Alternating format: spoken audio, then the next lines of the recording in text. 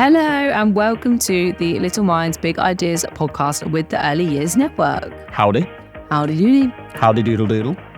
It is Friday. You get us back on a Monday this week, so hello. Hello. Happy Monday. I think you're going to tell us the time then. It is. Hello, and this is the 10 o'clock podcast. Although we filmed on Monday this week and I was wrapped in a blanket, it's now Friday It's sort and it's ridiculously hot again. of like a goodbye heat wave. Yeah, but I'm not. I'm Is it just now? done. I was in autumn. Have you seen the weather reports for the next few weeks? Yeah. Like 15, 16 That's good. degrees, I like that. miserable, rain, I don't want rain, but sleet. I think they're talking about snow as well. yeah. So yeah, it's really hot again. So We haven't had snow for the longest though, have we? we were on holiday last time. We had a bit of snow. I know that was randomly in March, but we haven't had like proper it's a week of like thick, can't get out your door type snow, have we? No. Not for a long. Since pre-COVID? Maybe it was COVID that got rid of the snow, Melted it. melted all the snow. It's the effects of it. Potentially. Give me a quick science report on that and see how it works. Bit busy at the moment. Break it down. But we'll maybe sometime. Well, that's the end of weather chat. Yeah, sorry about that. Anyway, on the platform, we have got my brand new class. Sorry, I didn't let you sing your jingle. No, and we haven't even told them what we're talking about this week. Well, it's because I thought we'd just jump into it. So it's in the news and also main section of podcast. It's all kind of jumbled in today because we've got some reforms going on at Ofsted that we thought we would dive into. Yes? We have. We thought, I don't know if anybody's heard, but Ofsted have been a bit busy this week They have. Well, last week for you. or the week before. Something like that, yeah. I'm sure they're always busy. Hopefully, I'd hope so. Do you know what I always imagine when anybody ever... I can't believe I'm about to admit this. You know when anybody ever talks about Ofsted? Do you know what I sort of envision Ofsted offices to be like? Uh-huh. You know the Ministry of Magic in Harry Potter? Yeah. And if you ever get And they all called jump in, into fires. if you ever get called in to have to go and be on trial in Ofsted, I imagine it's like when Harry got called in and he had to stand in front of, and actually all of the Ofsted inspectors are like, what they call, what the bad guys called who work for Voldemort? What, Death Eaters? Death Yeah, Eaters, they're all yeah. Death Eaters. I do get that though. The Ofsted looking like the Ministry of Magic is like, I think they should come round dressed like that. right, Either that or they have to that's come, not going to have an impact on the staff, is it? or they have to come round dressed like, do you remember, was it Dolores Umbridge who took over With from... the pink suit. Yeah, came with the pink suit. You haven't got outstanding, so you've got to sit there for the rest of the evening writing lines that are going to burn into your skin. I will not. I will not overtalk the children. Too many resources. Okay, so to jump off though, on the platform, that is www.theearliersnetwork.co.uk. If you've not checked it out, I don't know why, go and check it out. We talk about it every week, Talk about it all the time. all the time. Oh, also, I want to do this at the front of the podcast because we always do it at the end, and I'm not entirely sure I'm going to listen to it that far into it. But Hello. we have well over 1,000 people listen to this podcast regularly. And if you look at our reviews and ratings on both Spotify and iTunes, it looks like only about 10 people listen to us. Oh, please So leave us a rating. If you could just do us a favour, and either if you listen to us on Spotify, whatever it is you use, if you could just give us a little rating, and if you could give us a review, that would be amazing. Would help, Because yeah. we just look really sad, and it looks like no one listens to the podcast. But we know I know you that's do. not true. So yeah, we would really appreciate it, and I think that's one of the best ways. Like it goes up the rankings, and Yeah. from that people see it more.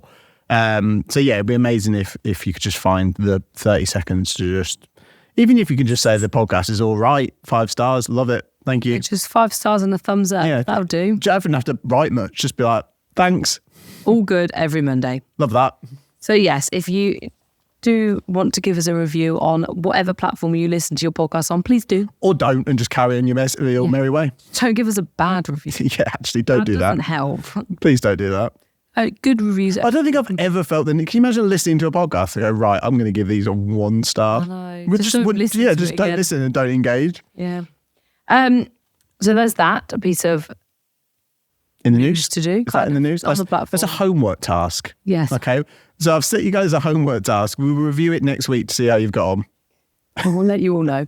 And then I've got a new strategy video. Ever since we talked about Dolores Umbridge, I feel like myself. I've got my own like little internal Dolores going on. You're just being angry. Trying to get a cat. Nice little pink jacket. Right, come on, focus. Sorry. You were all over the place. It's Friday.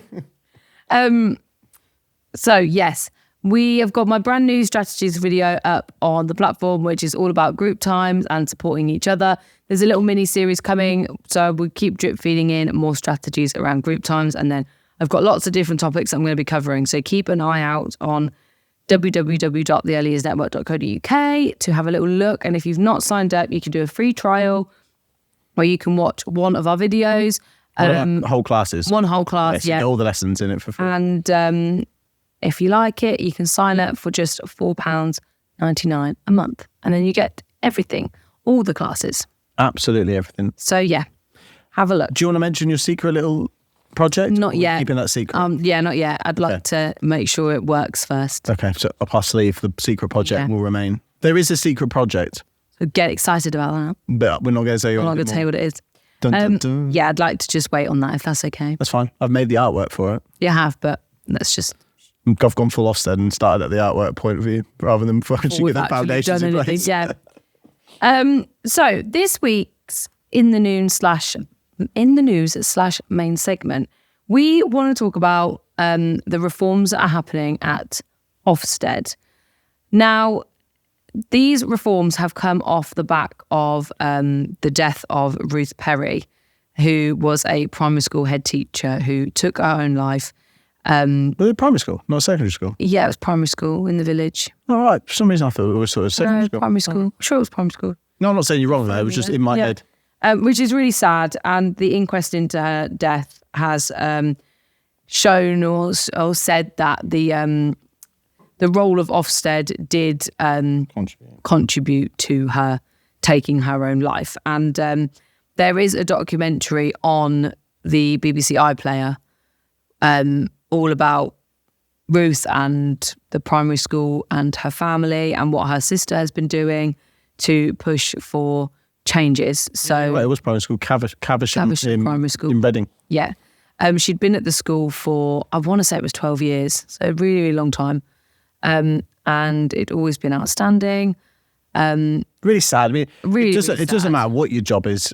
No one should take home the weight of something that makes you do something like that, or even remotely makes you consider doing something to that extent. Well, it's really interesting because in this documentary, it's only half an hour long, but it's really, really interesting and really quite sad because in just before COVID in 2019, Ruth and her school took part in sort of an Ofsted trial thing with the new framework, and the feedback was glowing. They said the feedback from Ofsted at that time was incredible. So when they got inspected in 2022, I think it was November 22. What was it that they got pulled up on? I've not actually ever seen it before. It was keeping records for safeguarding and checks on staff for employment. That's what I take it as. Okay. So that's really hard, isn't it? Because record keeping, I think, is down to the individual how you feel best to record things. Do you know what I mean? Yeah. But every other area was fine, and it's come out to say that no children were actually at harm in this school. Nobody was at risk in the school. It probably was that references and things like that. Like, it probably came down to, I don't know for sure, but my take of it is if no one's actually at risk, it's record keeping and that side of recruitment. There should be like a remit, shouldn't there, where if all your records aren't up to date, a bit like environmental health. You've got 3 months. Say you've got this. You just got to go this, and then you'll get this grade if it's all in order and you send it to me. Perfect, lovely, thank you. Anyway, we'll get that done. There should be like that. This record's not quite in place. This record, as long as it's nothing major in terms of paperwork, and as long as it's not like, well, you've done nothing at all. Yeah. Like, that's slightly different. But if you've got one reference missing, Jesus Christ, the whole thing comes tumbling down. I mean, I don't know the ins and outs. I know, but I'm just saying in that instance, scenario, common sense should prevail. So the inspection happened in the November, I want to say, and the report came out in the February, and then I believe she took her own life in the March. I think that is the timeline.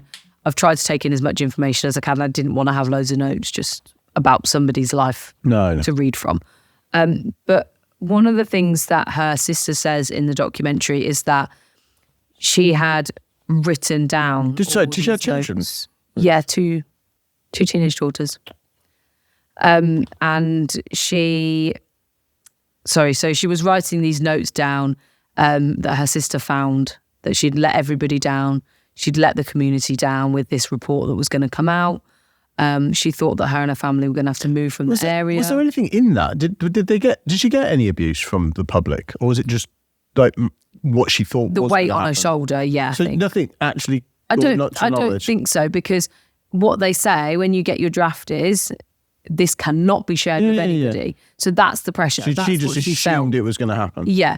So what her family are saying is that if she'd have been able to share that with somebody and take the load off and talk about it, it might not have led to.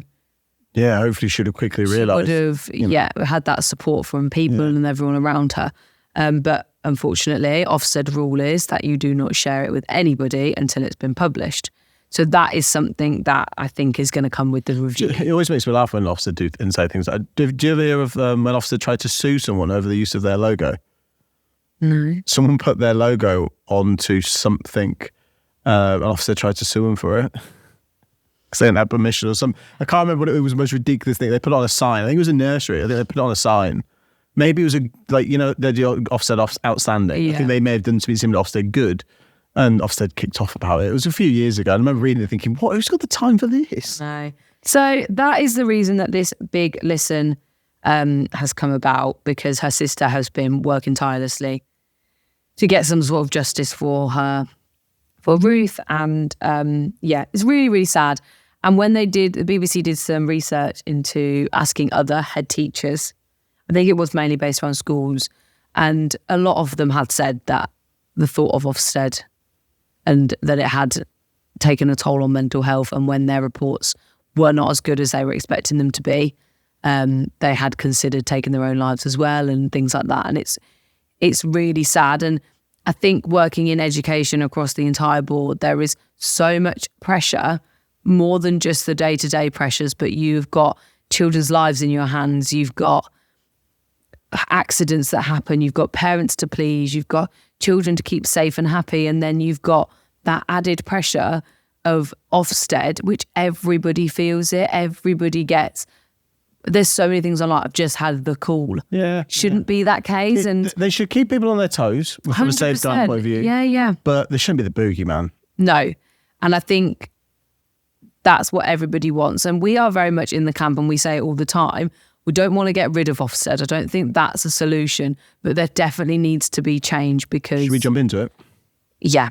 But I just wanted to open with that. Otherwise, we're going to summarise the entirety of the podcast before we got... And then I'll say goodbye, everyone. Have a lovely week. And Just a really sad monologue. Sorry. But yes, very sad. No, and it is. And it's very difficult to talk about something so obviously sad, and and that's why I wanted to normally these introduce podcasts aren't quite jovial, etc., but it's a difficult to... It's also a conversation that has to be had, because if it doesn't get talked about, nothing changes. And I think it's a good thing that her sister is advocating for her and the rest of it. Let's hope the change that's coming is more than just words on paper and a bit of pandering. I hope so. So, like we say, so the purpose of the big listen was to gather widespread feedback to shape the future of Ofsted's practices, to focus on rebuilding trust and support vulnerable learners and the rising education standards. And massively, it's them attempting to have a huge culture shift, isn't it? If you had to summarise it, that feels like what they're attempting to do here. Yeah, we need to build that relationship between educators and Ofsted. So that is the culture shift, isn't it? And it's not just that. I think it's them talking about becoming more aware of the impact of inspections, and because this started at the beginning of the year in the world of earliest, didn't it? Because we had that changed where they were starting to implement things about employees' mental health within their reports. And we said at the time, it's great, but I could easily see it becoming a bit of a box ticking exercise as opposed to anything meaningful. But it's good that finally it was being referenced and they were going to check that. And then this is obviously now just going to build on top of that even more in terms of how they actually changed their conduct and overall. And they also added in a bit about complaints, didn't they? Yes. At the end of officer inspection, the complaints mechanism that was in place. Yeah, because they did change that at the beginning of the year, didn't they? The response introduces initiatives such as an Ofsted Academy, which we'll talk about later, to foster empathy, respect and professionalism within the organisation. And I think the main thing for me with all of this, there has to be consistency within the organisation.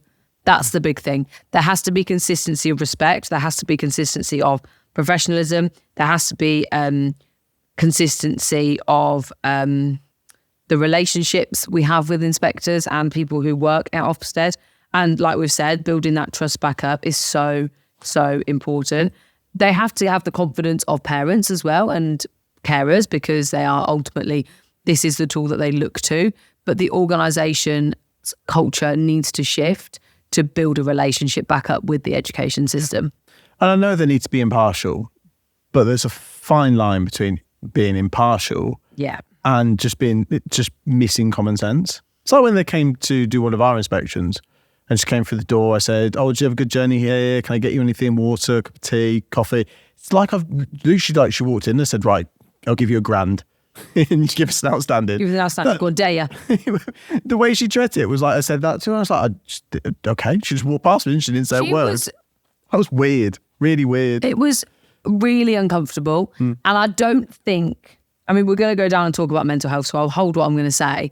But I think that is where the trust has to be built back up, because a lot of people have had similar negative experiences with an Ofsted inspector. Yeah. Accepting a cup of coffee doesn't jeopardise an inspection. Or just say, no, thank you. I tend not to get a drink at the beginning of the day. Just be a normal person. Like, that's what you have to do. So what they're going to do for inspection practices, they are going to be rolling out a revised inspection framework that puts greater focus on pupil outcomes and reducing staff anxiety. So I think by the sounds of it, early years specifically, it's going to be a bit later. I think they're going to do a lot of legwork in 2025. Done by 2015. In 2025, and I got a feeling it tends to be September when they September or January. September 26 would be my guess if I had to. For early years. Or new early years. September 25 is what they're throwing out for schools. Yeah. So we go with that first. Which, give them credit, makes sense. They've got this school year to trial it and see what works and build something. Trying to do both at once seems like a silly idea. I would like to think there's an early years section of Ofsted and a school section of Ofsted. But I think they would probably learn lessons from whatever they're doing. So okay, let them off then. I understand trying to tackle one at a time. I get it. Yeah. Okay, that's fine then. As long as you get it, then we can all sleep well at night. Because Ben understands. They're going to be bringing in report cards, and I actually really like the sound of these, depending on how they do them. But do you know what? I always feel like people get confused. Ofsted inspection reports aren't for earlier settings. But I think people often get frustrated because they get the report back and there's very little to work on. Like if you look at the back section, it's mainly a flowery piece. Even the worst of inspections, you sometimes can read a report and go, "That actually sounds lovely." But there was a child hanging out the window. That probably shouldn't have been happening. It sounds, I absolutely love the staff are all attentive. Children come into the nursery happy and smiling. But 7 children say hello escaped. to the children. Yeah, say hello to their friends as they walk through the door. Children serve themselves at meal times. How many of the reports have I read? They're all the bloody same sometimes. But then children let themselves out the back door onto a main road. And freely walk to the village shop. Yeah. And bought some vapes. But yeah, so they're not for, and I think people get really frustrated because they want something from Ofsted meaningful that they can actually get stuck into. Yeah. But Ofsted are writing reports for families. That's what they're doing. And that's half the problem, because you are telling us what we should be doing better, but the person that does the inspection doesn't have a clue about early years education half the time. Sometimes, but half the time though, the inspectors. We had the one we talked about was a lecturer, but for early years. Was she? Yeah. And I wouldn't have known that. But report cards to me make it sound abundantly clear that they are for the parents. Because a report card, like you get report cards, it's a bit of an Americanism, isn't it? But children get report cards from school, that's what they bring home. Yeah. So they're going to be replacing single word judgments with more detailed report cards at the beginning of 2025, providing a fuller picture of a school performance. So it tells us exactly what it is. And those removing of single word judgments is in response to widespread frustration, and they will eliminate the outstanding good, etc. and they're going to emphasise detailed feedback. I'm glad they're not moved to another metric system. Yeah, I agree. I'm glad they didn't get rid of single line and then made it a grading system out of 10, because that would have just done the same. That would have just done the same thing. Yeah. So it's nice that they've moved away from that. Yes. So it aims to offer a fairer reflection of a school's overall performance rather than the one section that it's not. And they want to reduce the inspection pressures. If you've been part of an Ofsted inspection, you know the stress. Yeah, the thing is, when people talk about Ofsted, you often get you get a few approaches. You get the let's burn it all down and get rid of Ofsted entirely, which wouldn't be helpful, and nor would it help protect children and safeguards, because there are settings out there that are dangerous. There are people out there who hurt children or do things wrong. We've seen it recently with I can't remember where she's from now, the lady who strapped the baby down and there are dangers out there. So Ofsted being vigilant from a safeguarding standpoint is a must for me. But not knowing when an Ofsted inspection is for 3, 4, 5 years seems a little unnecessary. I think giving people a window and taking some of that anxiety away, I don't think would do any harm. If you knew you had Ofsted in April to August of 2025, is that really that bad of a thing? If people actually have something to work towards, a goal and an aim, and they know Ofsted come out, so they're preparing for and getting ready and then improving practice, surely that's actually going to help elevate. Well, they've said that to alleviate stress, Ofsted will pilot announced inspections notifying schools on Mondays. So that might mean that on the Monday, they're coming that week. Yeah, but that's great for on a Friday, but if you're on a Tuesday, it's no different. Very true. I don't really know what that means. And this is good. This is the part that I think is going to support that anxiety. It will also pause reports when safeguarding concerns arise, allowing schools time to address the issues before publication, which is what we said. Yeah. If you're not getting something spot on, give them a chance to get it spot on before it goes live, because then people can see that actually the school have taken action and worked on it and improved. Yeah, absolutely. So that is going to be oh my goodness, my words today, inspection pressures. And the long-term impact is designed to reduce workload pressures on teachers and education staff while maintaining accountability for education, quality and child safety, which I agree with. We have to have a standard. Yeah. So we've got to go like that. Talking about staff mental health, like I said, those Ofsted butterflies are horrific. But you're also not going to rid that entirely. 100% not. But I think, like I said before, an Ofsted inspector should come in and ask the manager, the head teacher, whatever it is, how are you feeling about today? How is your team feeling about today? Is there anyone in particular who is really nervous that I need to go and say hello to and introduce myself so that they know I'm a human being and I'm here just doing my job like they're here just doing their job? I don't think that hurts, and I don't think that takes more than 5 minutes of your day. Yeah.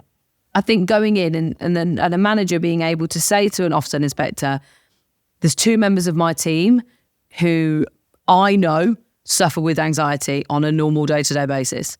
The fact you're here is heightening that. Can I please introduce you to them so that they know and they're a little bit reassured? Because that Ofsted inspector might not come into their room until the afternoon. Yeah. She might not see them until the afternoon or a few hours in. That anxiety isn't going to help anybody. We have a bit of a draconian outlook sometimes, don't we, with how Ofsted come out and do it. Like, it's very much an old-fashioned, I'm here to inspect, I will not talk to you sort of approach. Yeah, and to try and say, well, I'm just human, then act like it. Act like it, yeah. I think one of the best interactions we've had with an Ofsted inspector was the one last year. Yeah.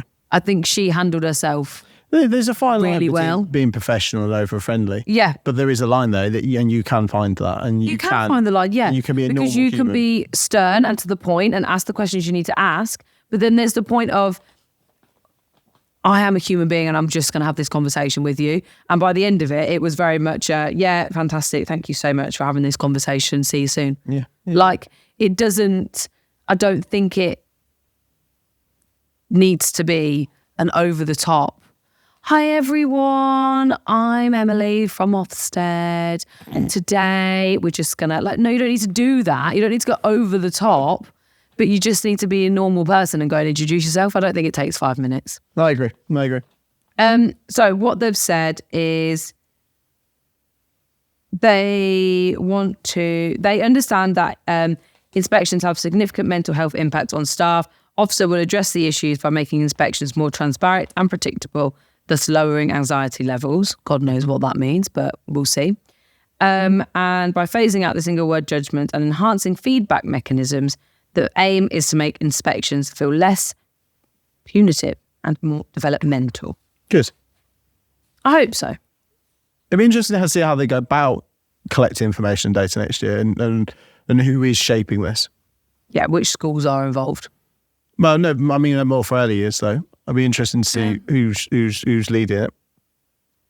Can I volunteer, Ros? No, we've got enough on our hands. Oh. Oh.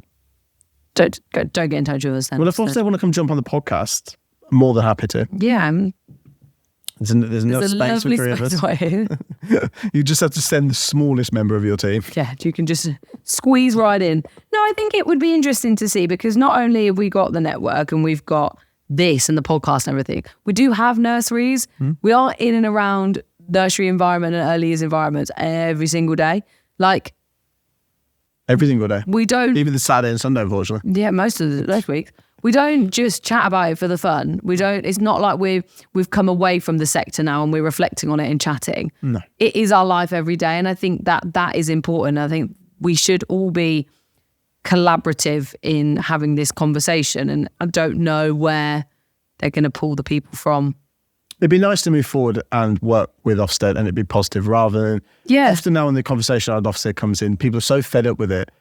The rhetoric is often so extreme. Like, you so often hear just, get rid of it, we don't need Ofsted. Yeah. And it just isn't helpful. One, it's never going to happen. And two, it wouldn't be for the betterment of the children anyway. No.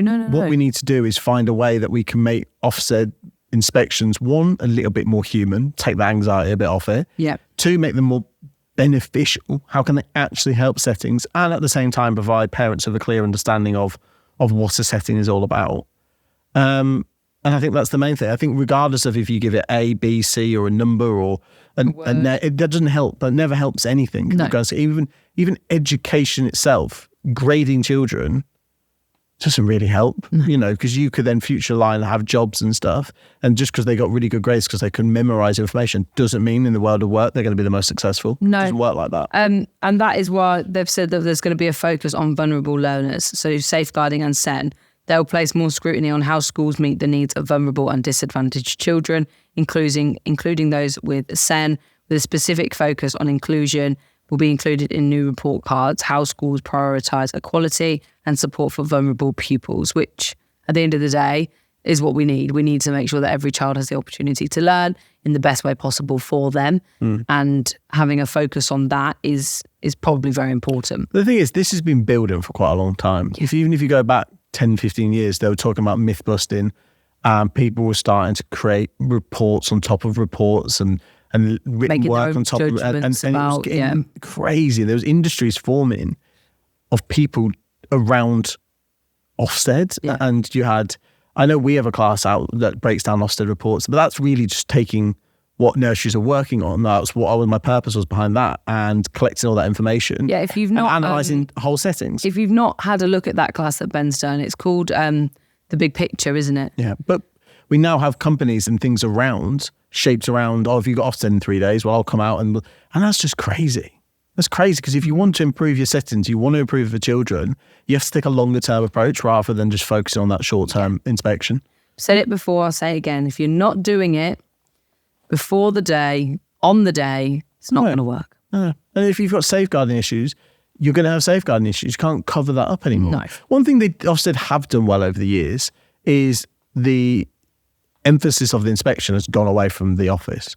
Once upon a time, they'd come and you'd sit in the office for hours and you'd end up with an outstanding. They wouldn't have been round after. I've not even seen how. Whereas now they're not interested, but they are interested talking to management and people like that. But they also are predominantly interested in finding out who your weakest links are, who are the quietest members of your team, whatever you want to call them, and finding out what their knowledge are, what they're all about. Yeah. And because if your team is at that high level and everyone's at that high level, then you're doing a really good job and things are going well. Yeah, exactly.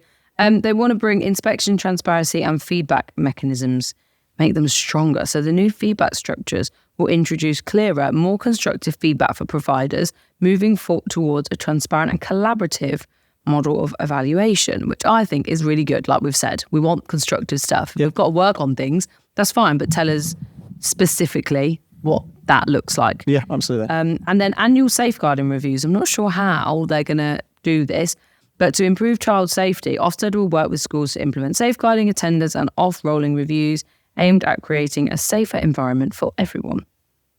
Not sure how they'll do that, but I get it. Off-rolling reviews. I don't think I've ever heard that, but I like it. I'm not sure what it means. I don't either, but I'm going to find out.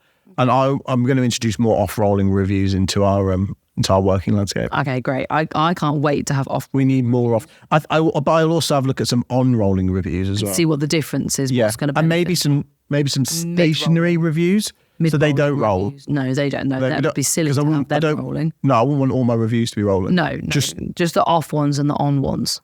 Yeah, and then some on stationary. I don't think I need any rolling stationary because I don't think that works either. I think we've just got a bit silly. They're the ones typing out off-rolling reviews. Okay, and then inspector expertise and contextual evaluations.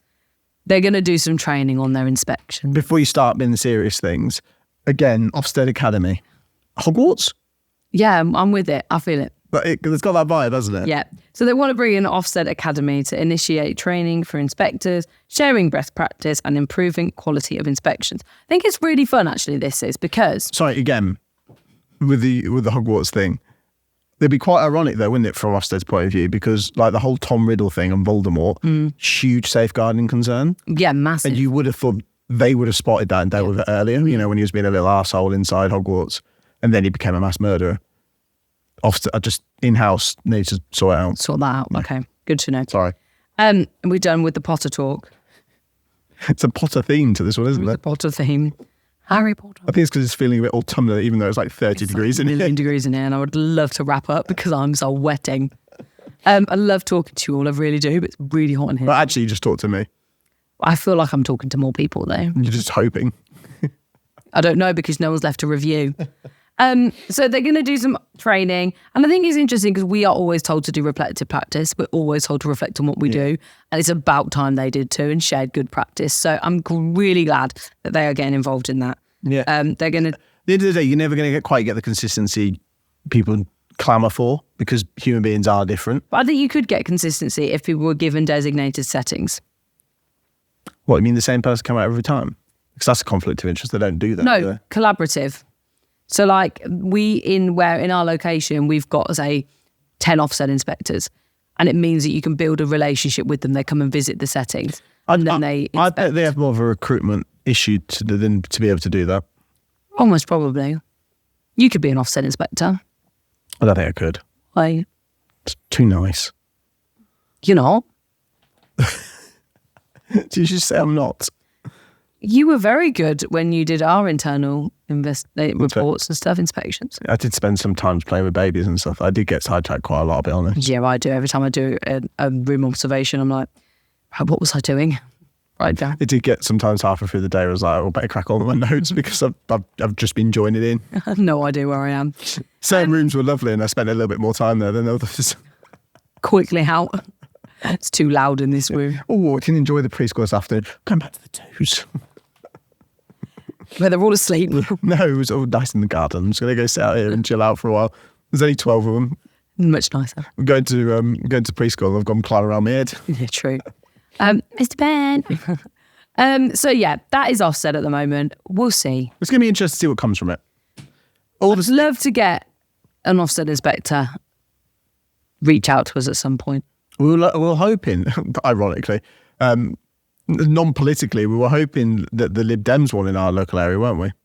Yeah. Because the who would have then been our MP only lives a few minutes away. We're hoping we could have got him onto and Instead, we ended up with a Conservative member who lives in Leeds. Don't let's not get me started. Do not get me started on this because it makes me so cross. It makes me so cross. So let's not go there. So we can write to our local MP, but unfortunately, he lives over 200 miles away. You visit a lot, so you could just go see him on the way to the football. on the way to the game. Right, that is us, Ofsted. Let us know your thoughts. What do you think is going to come from these changes? I think that they're moving in the right direction.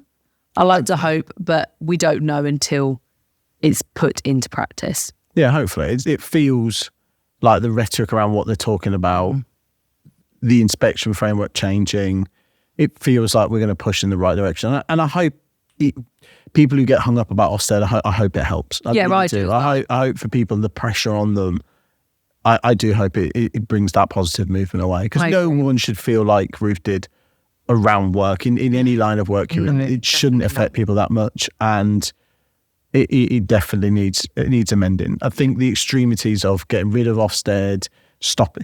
The other one what crept up, and we talked about this off camera a little bit to begin with, but we haven't mentioned it, was around education and stopping Ofsted inspections, incorporating education. Some people I've noticed online are talking about whether it should just be a safeguarding. They should come out, is the setting safe? Yep, okay, leave it alone. Is there a few issues, but we can iron this out? Yep. Is it awful? Close it down.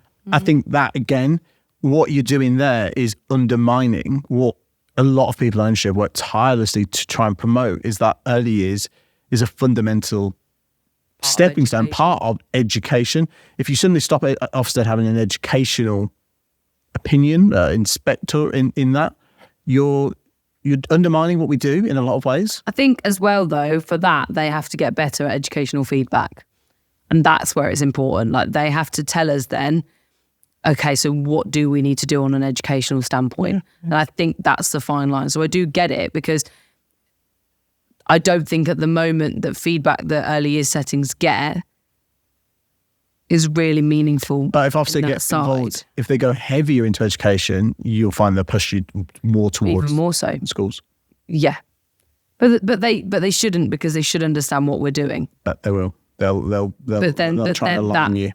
Well, I'll argue it, so that's fine. But I think that but they say we focus on the curriculum, that's fine. But if someone's not got a strong curriculum, tell them how to build it. Yeah. Tell them how to do it better. Don't just say they need a better curriculum. Do it better. Do it now. How? Just do it. I don't know how. I'm an Ofsted inspector, but just do it. Do it. Now. Or else. I've been back in 4 years. Yeah, get you then. Okay, and let's wrap up. We done for this week? I think we're done for this week. Keep an eye out for our little secret project. I don't know when that's going to come out. I've got a really busy week. Don't know, but I'm just going to keep plugging it. Okay. Have fun. Just going to keep plugging away at going. The secret project. Have a lovely week. If you have got Ofsted this week, don't worry about it. Tell them to come back to another day when they've got a new framework. Just say no. And if they don't ask you how you are, tell them you're supposed to be supporting my mental health here, so ask me how I'm feeling. Give them a biscuit and throw a tea at them. Yeah. And then say, I demand my outstanding. Come back when you've got a new framework, sir. Yeah, not today. That might raise a few safeguarding concerns. Please don't actually do that. Please don't. We don't hate we don't actually hate Ofsted. Just do what you've been doing for months. And months and months. And months and months. And what you worked hard. End of the day, if you're listening to an early years podcast, I'm going to guess that you probably do quite a good job. Yeah, you probably care. You probably put quite a bit of effort in. So I think you'll be fine. Right, and on that note, just make sure your paperwork's in order. Yeah. Please. Do anything. Make sure your paperwork's in order, and make sure your staffing are all on board. Good. Right, have a lovely week, everybody. We've rambled on now. We have. 40 minutes or so. Hopefully this is the final podcast of the year where we're sweltering in the shed. Well, on Monday when we film out a blanket, so I've got no idea what's going on. So from now on, you just got to look forward to us moaning about how cold it is. Something to think about, isn't it? Bye. Bye.